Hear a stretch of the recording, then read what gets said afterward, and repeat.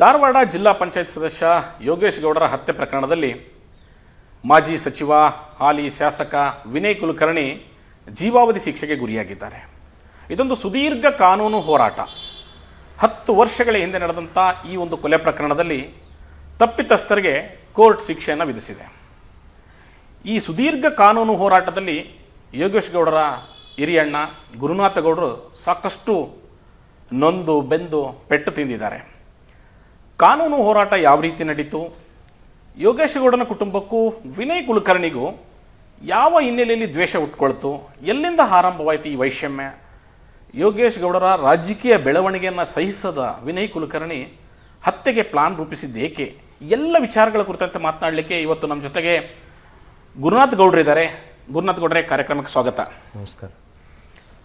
ಗೌಡ್ರೆ, ನಿಮಗೆ ನೇರವಾದಂಥ ಪ್ರಶ್ನೆ, ವಿನಯ್ ಕುಲಕರ್ಣಿ ಮತ್ತು ನಿಮ್ಮ ಕುಟುಂಬದ ಮಧ್ಯೆ ಯಾವ ಕಾರಣಕ್ಕಾಗಿ ವೈಷಮ್ಯ ಉಟ್ಕೊಳ್ತು? ಸೀಮಾ ಮಸೂತಿ ಅವರು ಇಲೆಕ್ಷನ್ ಮಾಡೋ ಟೈಮ್ದಾಗ ನಾನು JDSನಿಂದ ನಾಮಿನೇಷನ್ ಮಾಡಿದ್ದೆ. ಅವಾಗ JDSನಿಂದ ನಾಮಿನೇಷನ್ ಮಾಡಿದಾಗ ಅವತ್ತು ನಾವು ದೇವೇಗೌಡರ ಕಡೆ ಹೋದಾಗ ನಾವೇನು ಹೇಳಿದ್ವಿ, ಅಮೃತ್ ದೇಸಾಯಿಯವರಿಗೆ ಕೊಡಬೇಡ್ರಿ, ಇವತ್ತದಾಗ ಬೇಕಾದವ್ರಿಗೆ ಕೊಡ್ರಿ ಅಂತೇಳಿ ನಾನು ದೇವೇಗೌಡರ ಜೊತೆ ಮಾತಾಡಿದಾಗ, ಯಾಕೆ ಅವ್ರ ಜೊತೆ ಯಾಕೆ ಕೊಡೋದು ಅಂತೇಳಿದರು. ಇಲ್ಲರಿ, ನಾವು ಅವ್ರು ಜಿಲ್ಲಾಧ್ಯಕ್ಷರು ಅವರ, ಇವತ್ತು ಜಿಲ್ಲಾ ಪಂಚಾಯತಿ ಸದಸ್ಯರು ಅವರ, ಮತ್ತು ಹಿಂದೆ ಮಾಜಿ ಶಾಸಕರು ಅವ್ರ ಮನೆ ಬಿಟ್ಟು ಇದೊಂದು ಸಲ ಬೇರೆ ಕೊಡ್ರಿ ಅಂತೇಳಿ ನಾನು ದೇವೇಗೌಡರಿಗೆ ಕೇಳಿದಾಗ, ಅವಾಗ ಅವ್ರು ಅಮೃತ್ ದೇಸಾಯಿ ಅವ್ರಿಗೆ ಕೊಟ್ಟಾಗ ನಾವು ಅಲ್ಲಿಂದ ಸಾಮೂಹಿಕ ರಾಜೀನಾಮೆ ಕೊಟ್ಟು ನಾವು ಗುರುರಾಜ್ ಹುಣಸಿಮರದವ್ರ ಮುಖಾಂತರ ಎಲ್ಲರೂ ರಾಜೀನಾಮೆ ಕೊಟ್ಟು ನಾವು JDS ತೊರೆದಿವಿ. ನಂತರ BJPಗೆ ನಮ್ಮನ್ನ ಅವಾಗ ಜಗದೀಶ್ ಶೆಟ್ಟರ್ ನಮ್ಮನ್ನು ಕರೆಸಿದ್ರಿ. ಜಗದೀಶ್ ಶೆಟ್ಟರ್ ಕರೆಸಿದಾಗ, ಇಲ್ಲಪ್ಪ ನೀನು ಮತ್ತು ಸೀಮಾ ಮಸೂತಿ ಅವ್ರಿಗೆ ಸಪೋರ್ಟ್ ಮಾಡು, ಮುಂದೆ ನಿನಗೆ ಯಾವುದರ ಇದು ಬಂದಾಗ ನಾವು ಕೊಡ್ತೇವೆ ಅಂತ ನಮಗೆ ಜಗದೀಶ್ ಶೆಟ್ಟರ್. ಅಂದರೆ 2008ರ ವಿಧಾನಸಭಾ ಚುನಾವಣೆ ಸ್ಟೋರಿ. ಹ್ಞೂ ರೀ. ಅವಾಗ ನಾವೇನು ನೋಡಿದ್ದೀವಿ, ಸೀಮಾ ಮಸೂತಿ ಅವರಿಗೆ ಗುರುರಾಜ್ ಹುಣಸಿಮರದವರು ಮತ್ತು ಹೊಳೆ ಹಡಗಲಿ ಅವರು ಎಲ್ಲರೂ ಕೂಡಿ ಸೀಮಾ ಮಸೂತಿ ಅವರು ಸಪೋರ್ಟ್ ಮಾಡಿದಾಗ 700 ಚಿಲ್ಲರ್ ಓಟ್ ಸೀಮಾ ಮಸೂತಿ ಅವ್ರು ಲೀಡ್ ಬಂದರು ನಮ್ಮ ಗೋವನ್ ಕೊಪ್ಪದಿಂದನೇ ರೀ. ಅವಾಗ ವಿನಯ್ ಕುಲಕರ್ಣಿ ಅವ್ರಿಗೆ ಚುನಾವಣೆಯಲ್ಲಿ ವಿನಯ್ ಕುಲಕರ್ಣಿ ಸೋತ್ರಿ. ಆವಾಗ ಸೀಮಾ ಮಸೂತಿ ಅವರು ಬಿಜೆಪಿಯ ಸೀಮಾ ಮಸೂತಿ 2008ರ ವಿಧಾನಸಭಾ ಚುನಾವಣೆಯಲ್ಲಿ ವಿನಯ್ ಕುಲಕರ್ಣಿ ಅವ್ರನ್ನ, ಅಂದ್ರೆ 2ನೇ ಬಾರಿಗೆ ಶಾಸಕ ಸ್ಥಾನಕ್ಕೆ ಸ್ಪರ್ಧಿಸಿದಂತ ವಿನಯ್ ಕುಲಕರ್ಣಿಯನ್ನ ಸೋಲಿಸ್ತಾರೆ. ಅಂದ್ರೆ ಅಲ್ಲಿಂದ ಸ್ಟಾರ್ಟ್ ಆಯ್ತು. ಮುಂದೆ ನಂತರ ಏನಾಗ್ಬಿಡ್ತು, ಗ್ರಾಮ ಪಂಚಾಯತಿ ಇದು ತಾಲೂಕಾ ಪಂಚಾಯತಿ ಮತ್ತು ಜಿಲ್ಲಾ ಪಂಚಾಯತಿ ಇಲೆಕ್ಷನ್ ಮುಂದೆ ಬಂದು ರೀ. ಅವಾಗ ಯೋಗೇಶ್ ಗೌಡ್ರು ಏನು ಮಾಡಿದರು, ಪಕ್ಷೇತರ ಮಾಡಿದರು. ನಾನು ಮಾಡಬೇಡ ಅಂದೆ ಅವ್ರಿಗೆ, ಬೇಡ, ನಾನು ಮಾತು ಕೊಟ್ಟೇನೆ ಒಬ್ಬರಿಗೆ, ನೀನು ಪಕ್ಷೇತರ ಮಾಡಿದ್ರೆ ಚಲೋ ಆಗೋದಿಲ್ಲ, ಇಲ್ಲ BJP ಟಿಕೆಟ್ ನಾನು ಯಾರಿಗೂ ಬಸವರಾಜ್ ಮಾಯ್ಕಾರ್ ಅವ್ರಿಗೆ ನಾನು ಹೇಳೀನಿ, ಅವರು ಟಿಕೆಟ್ ಮಾಡಲಿ, ಮುಂದೆ ಬಂದಾಗ ನೋಡೋಣ ಮತ್ತು ಬೇರೆ ಮಾಡೋಣ ಅಂತ ನಾನು ತಮ್ಮಗೆ ಹೇಳಿದೆ. ಇಲ್ಲ, ನಾನು ಪಕ್ಷೇತರ ಆದರೂ ಮಾಡೋಣ, ಇದ್ರ ನೀನು ಭಾಗವಹಿಸ್ಬೇಡ ಅಂತೇಳಿ ನಮ್ಮ ತಮ್ಮ ನನಗೆ ಸ್ವಲ್ಪ ಜೋರು ಮಾತಾಡಿದರು. ಅವಾಗ ನಾನೇನು ಮಾಡಿದೆ, ಆಯ್ತಪ್ಪ, ನೀ ಪಕ್ಷೇತರ ಮಾಡತ್ತೀನಿ ಅಂದ್ರೆ ನಾನು ಈ ಕ್ಷೇತ್ರದಾಗಿರೋದಿಲ್ಲ, ನಾನು ಮೊರಬ್ JDP ಕ್ಷೇತ್ರಕ್ಕೆ ನಾನು ಪಕ್ಷೇತರ ಇದು ನಾಮಿನೇಷನ್ ಮಾಡಿದ್ದೆ ರೀ. ಅವಾಗ ನಾನು ಅಲ್ಲಿ ಉಳಿದೆ, ಅಲ್ಲಿ ಪಕ್ಷೇತರ ಮಾಡಿದ್ದೆ ರೀ. ನಾನು ಮೊರಬ್ JDPಗೆ ಪಕ್ಷೇತರ ಮಾಡಿದಾಗ ಮತ್ತೆ ಯೋಗೇಶ್ ಗೌಡರು ಕರೆದು ನಾನು ಅಲ್ಲಿ ಬಂದು, ಬೇಡಣ್ಣ ನೀ ಬರಲಿಲ್ಲ ಅಂದ್ರೆ ನಾನು ಸೋಲ್ತೀನಿ, ಭಾಳ ಅಳುದು ಇದು ಮಾಡಕತ್ತಾಗ ನಾನು ಮತ್ತೆ ಬಂದು ಒಂದು ದಿನ ನಾನು ಕ್ಯಾಂಪೇನ್ ಮಾಡಿದೆ ರೀ. ನಾನು ಆ ಚುನಾವಣೆ ಒಳಗೆ ಯೋಗೇಶ್ ಗೌಡರು ಆರಿಸಿ ಬಂದರು ಲೀಡ್ಲಿಂದ. ತಾಲೂಕ್ ಪಂಚಾಯತ್ ಚುನಾವಣೆಯಲ್ಲಿ ತಾಲೂಕು ಪಂಚಾಯತಿ ಪಕ್ಷೇತರ ಗೆದ್ದು ಬಂದ ನಂತರ ಏನಾಯ್ತು ಗೌಡ್ರೆ? ಅವಾಗ ಏನಾಗಿತ್ತಂದ್ರಿ, 21 ತಾಲೂಕು ಪಂಚಾಯತಿ ಕ್ಷೇತ್ರ ನಮ್ಮಲ್ಲಿ. 21 ತಾಲೂಕು ಪಂಚಾಯತಿ ಕ್ಷೇತ್ರ ಇರೋದ್ರಿಂದ 10 BJPಗೆ ಅದು, 10 ಕಾಂಗ್ರೆಸ್ ಮತ್ತು JDS ಅದು ಸಮಬಲ ಆಯಿತು. ಅದಕ್ಕೆ ಅಧ್ಯಕ್ಷ ಸ್ಥಾನಕ್ಕೆ ಯೋಗೇಶ್ ಗೌಡ್ರ ಅವಶ್ಯಕತೆ ಹೆಚ್ಚಾಯಿತು. ನಾನು BJPಗಿದ್ದಾಗ ಅವಾಗ ಏನು ಮಾಡಿದ್ದೆ, ನಾನು ಯೋಗೇಶ್ ಗೌಡ್ರಿಗೆ ಮನವರಿಸಿ, ಇಲ್ಲ, ನಾನು 2ನೇ ಪೀರಿಯಡ್ ನಿನಗೆ ಅಧ್ಯಕ್ಷ ಕೊಡಿಸ್ತೀನಿ, ಮೊದಲನೇ ಪೀರಿಯಡ್ ನೀನು ನಮಗೆ BJP ಸಪೋರ್ಟ್ ಮಾಡು ಅಂತ ನಾನು ಯೋಗೇಶ್ ಗೌಡ್ರಿಗೆ ಹೇಳಿದೆ ರೀ. ಯೋಗೇಶ್ ಗೌಡ್ರು ಒಪ್ಕೊಂಡ್ರು ರೀ. ಇಲ್ಲ, ಅಲ್ಲಿ ಮತ್ತು ಬಂದಾಗ ನೀನು ಮೊದಲೇ ಇದ್ರೊಳಗೆ ಸ್ಥಾಯಿ ಸಮಿತಿ ಕೊಡಿಸ್ತೀನಿ, ನೀನು ಅದನ್ನು ಮಾಡ್ಕೊಂಡು ಹೋಗು, 2ನೇ ಪೀರಿಯಡ್ಗೆ ಬಂದಾಗ ನಿನ್ನ ಅಧ್ಯಕ್ಷನ ಮಾಡಿಸ್ತೀನಿ ಅಂತೇಳಿ ನಾನು ಯೋಗೇಶ್ ಗೌಡ್ರಿಗೆ ಹೇಳಿದೆ. ಅವಾಗ ಏನು ಮಾಡಿದರು, ಅಮೃತ್ ದೇಸಾಯಿ ಮತ್ತು ವಿನಯ್ ಕುಲಕರ್ಣಿ ಅವ್ರು ರೀ, ಯೋಗೇಶ್ ಗೌಡ್ರನ್ನ ಏನೇನೋ ಮಾಡಿ ಕರೆದು ಬಿಟ್ರಿ 2ನೇ ಟೈಮಿಗೆ.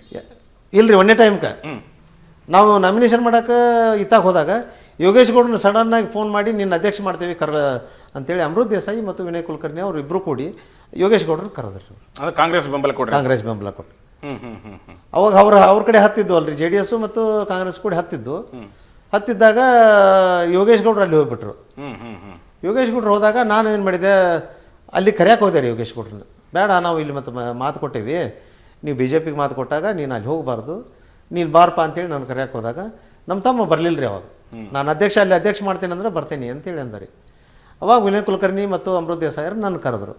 ಇಲ್ಲ, ನಾನು ಅಲ್ಲಿ ಮಾತು ಕೊಟ್ಟೀನಿ, ನಾನು BJP ಕಾರ್ಯಕರ್ತರಿರೋದ್ರಿಂದ ನಾನು ಅವ್ರಿಗೆ ಮಾತು ಕೊಟ್ಟೀನಿ, ನಾನು BJP ಕಡೆ ಇರ್ತೀನಿ ಅಂತ ಹೇಳಿದೆ ರೀ ನಾನು.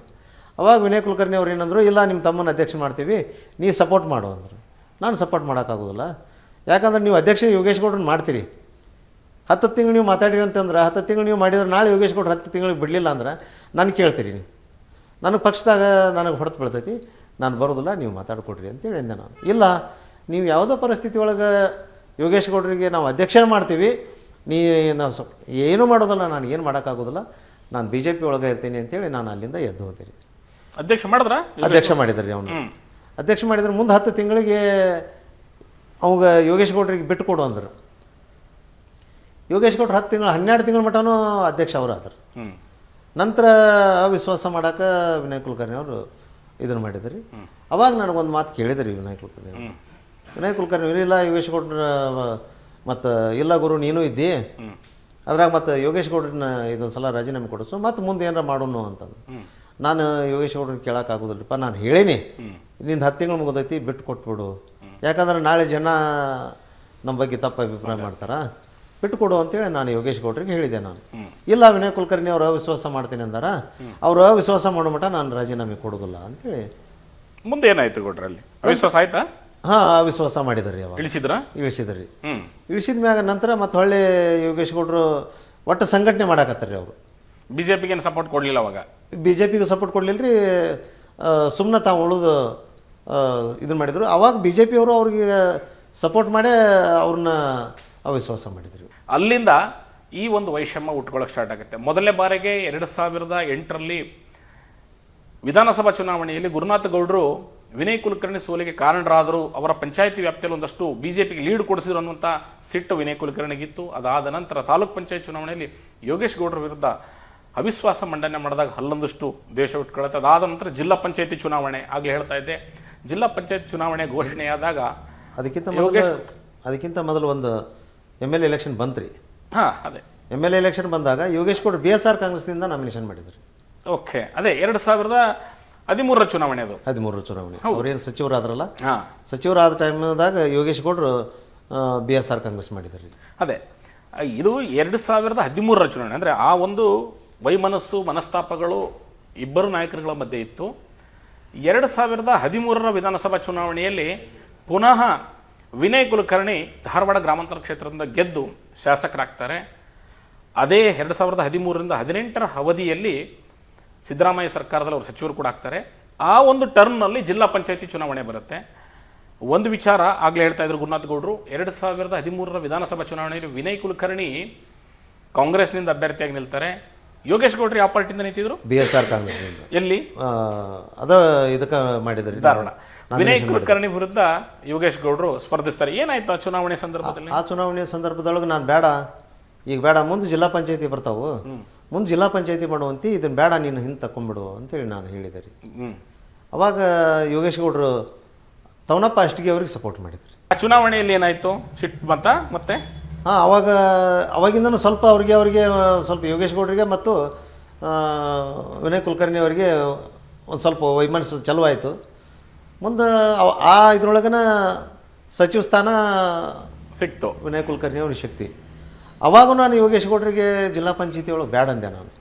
ಯಾಕಂದ್ರೆ ನೀನು ಜಿಲ್ಲಾ ಪಂಚಾಯತಿ ಮಾಡೋದ್ರಿಂದ ನೀನು ಇವತ್ತು ಆರಿಸಿ ಬಂದಿ ಅಂತಂದ್ರೆ ವಿನಯ್ ಕುಲಕರ್ಣಿ ಅವರಿಗೆ ನಿಮ್ಗೆ ಭಾಳ ಇದು ಬೀಳ್ತೈತಿ, ಹ್ಯಾವ ಬೀಳ್ತೈತಿ, ಅದನ್ನು ಮಾಡಬೇಡ, ಇದೊಂದು ಸಲ ಬಿಟ್ಬಿಡು ಅಂತ ನಾನು ನಮ್ಮ ಯೋಗೇಶ್ ಗೌಡ್ರಿಗೆ ಕೇಳ್ಕೊಂಡೆ ರೀ ನಾನು. ಅವಾಗ ಯೋಗೇಶ್ ಗೌಡ್ರು ಒಪ್ಪಲಿಲ್ಲ ರೀ. ಚುನಾವಣೆ ಸಂದರ್ಭದಾಗ ಬಿಫಾರ್ಮ್ ಕೊಟ್ಟ ಮೇಲೆ ಮಲ್ಲಮ್ಮ ಮತ್ತು ಯೋಗೇಶ್ ಗೌಡ್ರು ನನ್ನ ತೋಟದ ಮನೆಗೆ ಬಂದ್ರಿ. ಅವಾಗ ನಾನು ಒಪ್ಪಲಿಲ್ಲ ರೀ, ಬೇಡ ಅಂತೇಳಿ, ಬೇಡ ನಾನು ನಾಮಿನೇಷನ್ಗೆ ಬರೋದಿಲ್ಲ, ನೀನು ಪ್ರಚಾರಕ್ಕೂ ಬರೋದಿಲ್ಲ, ನೀನು ಎಲೆಕ್ಷನ್ ಮಾಡ್ಕೊ ಅಂತ ನಾನು ಯೋಗೇಶ್ ಗೌಡ್ರಿಗೆ ಹೇಳಿದೆ ನಾನು. ಅವಾಗ ನಮ್ಮೂರು ಹಿರಿಯರೆಲ್ಲರೂ ಬಂದ್ರಿ.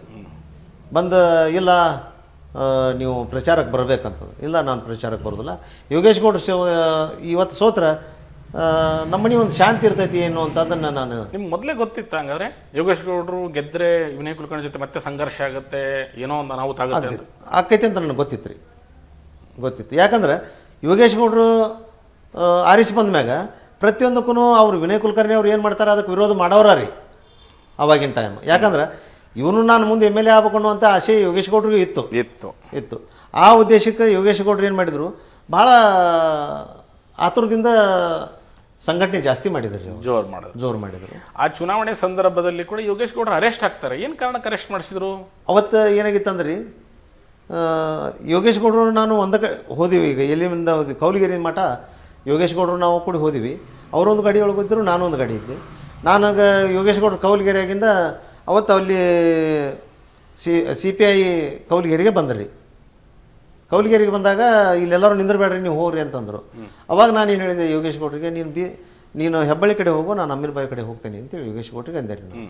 ಅವಾಗ ಯೋಗೇಶ್ ಗೌಡ್ರು ಏನು ಮಾಡಿದ್ರು, ಇಲ್ಲ ನಾನು ಅಮೀನ್ಬಾಯಿ ಕಡೆ ಹೋಗ್ತೀನಿ, ನೀವು ಹೆಬ್ಬಳ್ಳಿ ಕಡೆ ನೋಡ್ಕೊಡ್ರಿ ಅಂತೇಳಿ ಅಂದರು. ಅಂದ್ಕೊಳ್ಳೇನು ಅವಾಗ ಇಸ್ಮಾಯಿಲ್ ತಾಮಟ್ಕರ್ ಕೌಲಿಗೆರೆಗೆ ಬಂದಿದ್ದರು ರೀ. ಇಸ್ಮಾಯಿಲ್ ತಾಮಟ್ಕರ್ ಕೌಲಿಗೆರೆಗೆ ಬಂದಾಗ ಅವ್ರು ದುಡ್ಡು ಹಂಚಾಕತ್ತಿದ್ರು. ಅದನ್ನು ಯಾಕೆ ದುಡ್ಡು ಹಂಚಾಕತ್ತಾರ ಅವರು, ನೀವು ಅದನ್ನು ಬಂದ್ ಮಾಡಿಸ್ರಿ ಅಂತೇಳಿ CPIಗೆ ನಮ್ಗೆ ಒಂದು ಸ್ವಲ್ಪ ಅಲ್ಲಿ ವಾದ ಐತೆ ಕೌಲಿಗೆರೆ ಒಳಗರೆ. ಆ ನಂತರ ನಾವು ಏನು ಮಾಡಿದ್ವಿ, ಇಲ್ಲ ಗೌಡ್ರ ನಾನು ಅವ್ರನ್ನ ಕಳಿಸ್ತೀನಿ, ಅವ್ರನ್ನ ಹೊರಗೆ ಹಾಕೊಂಬಿಟ್ಟ ನಾವು ಹೋಗೋದಿಲ್ಲ, ನೀವು ಅವ್ರ ಹೊರಗೆ ಇಲ್ಲಿಂದ ಕೌಲಿಗೆರೆಯಿಂದ ಬಿಟ್ಟಾಗ ನಾವು ಹೋಗ್ತೀವಿ ಅಂತೇಳಿ ಅಲ್ಲಿ CPIಗೆ ನಾನು ಹೇಳಿದ್ರಿ. ಹೇಳಿದ್ಮ್ಯಾಗ ಆಯ್ತು ಗೌಡ್ರ. ಮತ್ತೆ ಯೋಗೇಶ್ ಗೌಡ್ರ ಮೇಲೆ ದುಡ್ಡು ಹಂಚ್ತಾ ಇದ್ರೆ ಎಲೆಕ್ಷನ್ ಅಂತ ಕೇಸ್ ಮಾಡ್ತಾರಲ್ಲ? ಇಲ್ಲ ರೀ, ನಾನು ಮುಂದೆ ಅಲ್ಲಿಂದ ಅಮೀನ್ಬಾವಿಗೆ ಯೋಗೇಶ್ ಗೌಡ್ರು ಹೋದರು, ನಾನು ಇದಕ್ಕೆ ಹೆಬ್ಬಳ್ಳಿ ಕಡೆ ಹೋದೆ. ಯೋಗೇಶ್ ಗೌಡ್ರ ಬೆನ್ನು ಹತ್ತಿ ಅವತ್ತಿನ CPI ಏನು ಅವ್ರು ಅಲ್ಲಿದ್ರಲ್ರಿ, ಯೋಗೇಶ್ ಗೌಡ್ರನ್ನ ಫಾಲೋ ಮಾಡಿದ್ರು ರೀ ಅಮೀನ್ಬಾವಿಗೆ. ಅಮೀನ್ಬಾವಿಯಿಂದ ನಾನು ಕೌಲಿಗೆರೆಯಿಂದ ಬಿಟ್ಟು ಮುಂದೆ ಚಂದನಮಟ್ಟಿಗಿದ್ದೆ. ಚಂದನಮಟ್ಟಿಗೆ ನಾನು ಫೋನ್ ಬಂತು, ಇಲ್ಲ ಯೋಗೇಶ್ ಗೌಡ್ರನ್ನ ಅರೆಸ್ಟ್ ಮಾಡ್ಯಾರ. ಜಿಲ್ಲಾ ಪಂಚಾಯತಿ ಚುನಾವಣೆಗೆ ನಿಂತಹ ಯೋಗೇಶ್ ಗೌಡರ ವಿರುದ್ಧ ಚುನಾವಣೆಯಲ್ಲಿ ಅಕ್ರಮ ಎಸಗ್ತಾರೆ ಅಂತೇಳಿ ಒಂದು FIR ಆಗುತ್ತೆ, ಅವರನ್ನು ಅರೆಸ್ಟ್ ಮಾಡಿ ಜೈಲಿಗೆ ಕಳಿಸ್ತಾರೆ. ಮುಂದೆ ಜಿಲ್ಲಾ ಪಂಚಾಯತ್ ಚುನಾವಣೆ ಅವ್ರು ಜೈಲಲ್ಲಿದ್ದೇ ಗೆದ್ಕೊಂಡು ಬರ್ತಾರೆ. ಆಗಲೇ ಹೇಳಿದೆ, ಇದಿಷ್ಟು ಈ ವಿನಯ್ ಕುಲಕರ್ಣಿ ಮತ್ತು ಯೋಗೇಶ್ ಗೌಡನ ಮಧ್ಯೆ ವೈಷಮ್ಯ ಬೆಳಿಲಿಕ್ಕೆ ಪ್ರಮುಖ ಕಾರಣ. ಒಂದು ತಾಲೂಕು ಪಂಚಾಯತಿ ಚುನಾವಣೆ, ಒಂದು ವಿಧಾನಸಭಾ ಚುನಾವಣೆ, ಅದಾದ ನಂತರ ಜಿಲ್ಲಾ ಪಂಚಾಯತಿ ಚುನಾವಣೆ. ಒಟ್ಟಾರೆ ಇದೊಂದು ರಾಜಕೀಯ ವೈಷಮ್ಯದ ಹಿನ್ನೆಲೆಯಲ್ಲಿ ಬೆಳೆದುಕೊಂಡಂಥ ಹಗೆತನ ಆಗಲೇ ಹೇಳ್ತದೆ. ಈಗ ಪ್ರಮುಖವಾಗಿ ಈ ಕೇಸಿಗೆ ಬರೋಣ. ಜಿಲ್ಲಾ ಪಂಚಾಯತಿಯಲ್ಲಿ ಗೆದ್ದರು, ಆ ಜಿಲ್ಲಾ ಪಂಚಾಯತಿ ಮೀಟಿಂಗ್ನಲ್ಲಿ ಏನು ದೊಡ್ಡ ಗಲಾಟೆ ಆಯ್ತಲ್ಲ, ಏನಾಯ್ತು ಅದು? ಅವತ್ತಿನ ಇದ್ರೊಳಗೆ ನಾನು ಇದ್ದಿದ್ದಿಲ್ಲ ರೀ, ಇರುವಂಥ ಅಲ್ಲಿದ್ದ ಜನ ನನಗೆ ಹೇಳಿದರು, ಇಲ್ಲ ಭಾಳ ಗಲಾಟೆ ಮಾಡಿದರು, ಭಾಳ ಅವ್ರವ್ರಿಗೆ ಬಾಯಿ ಭಾಳ ಆಯ್ತು, ಮತ್ತು ಬಾಟ್ಲಿ ಅದು ಒಗದಾಡಿದರು. ಆವಾಗ ಯೋಗೇಶ್ ಗೌಡ್ರ ಹಂಗೆ ನೋಡ್ಕೊತೇನೆ, ಯೋಗೇಶ್ ಗೌಡ್ರಿಗೆ ವಿನಯ್ ಕುಲಕರ್ಣಿ ಅವ್ರು ನೋಡ್ಕೊತೇನೆ ಅಂತೇನೋ ಒಂದು ಮಾತು ಅಂದ್ರಂತ. ಅವಾಗ ಯೋಗೇಶ್ ಗೌಡ್ರು ನಾನು ಮುಂದಿನ ಎಲೆಕ್ಷನ್ MLA ಎಲೆಕ್ಷನ್ ಬರ್ತೈತಿ, ಅವತ್ತ ನಾನು ನೋಡ್ಕೊ ನೀನು, ನಾನು ಮುಂದಿನ MLA ಎಲೆಕ್ಷನ್ಗೆ ನಾನು ನಿನ್ನ ವಿರುದ್ಧ ಎಲೆಕ್ಷನ್ ಮಾಡ್ತೀನಿ ಅಂತೇಳಿ ಯೋಗೇಶ್ ಗೌಡ್ರು ಹೇಳಿದಾಗ ಅವತ್ತಿನಿಂದ ವಿನಯ್ ಕುಲಕರ್ಣಿ ಅವರು ಯೋಗೇಶ್ ಗೌಡ್ರ ಮೇಲೆ ಒಂದು ಕಣ್ಣಿಟ್ರು ಅನ್ನುವಂಥದ್ದು ನಮಗೆ ಕಂಡು ಬಂದಿದೆ.